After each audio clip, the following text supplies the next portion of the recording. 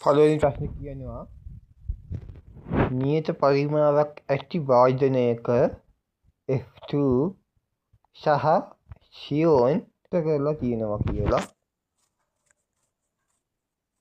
සියොනුයි F2යි නියදියක් තියෙන්නේ පෙර F2 හා සියොන්හි ආංශික පීඩන දීලා තියෙයි 8යි 1.7යි කියලා. එතකොට සියොන් වල තමයි 1.7යි ගාන වෙන්නේ. ඒ පිළිවෙලින් කියනවනේ. ඝන සංයෝගයක් සාදමින් සියොන් මුළුමනින්ම ප්‍රතික්‍රියා කළ විට ඉතුරු F2 වල ආංශික පීඩනය කියනවා 4.6 වතාවක් 10.5ක් කියලා. ඉහත ක්‍රියාවලියේදී පද්ධතියේ උෂ්ණත්වය වෙනස් වෙන්නේ නැහැ කියන. එතකොට ෂාජන් ඝන සංයෝගයේ සූත්‍රය තමයි අහන්නේ. එතකොට මේ දෙකේ අපි ප්‍රතික්‍රියාව ලියා ගන්නවා. කොහොමද ලියන්නේ? සියොන් +F2.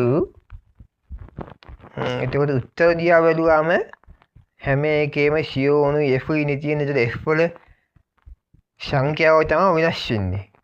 එතකොට XEFX කියලා අපි ලියන්න පුළුවන්. එතකොට ඊට පස්සේ XD දැන F2. එතකොට අර අතන F2 ඉස්සරහා බැලන්ස් එක දාන්න පුළුවන් කීයද? Fx කියනකට x බෙදීම 2 කියලා දාන්න පුළුවන්. හරිද? සියොන් plus x බෙදීම 2 F2 ප්‍රතිඵල පැත්තේ XEFX කියලා දාන්න පුළුවන්. එතකොට ඊට පස්සේ මේ ආරම්භක ප්‍රසස් දානවා. ඊට පස්සේ අවසානයක 4.6 තියෙන්නේ. ඒ ප්‍රමාණය අඩු කරනවා. එතකොට ඒ ආශ්‍රයෙන් අපිට යන්න පුළුවන් උත්තරයට. ඒ ටික තමයි හිතන පාර්ට් එක.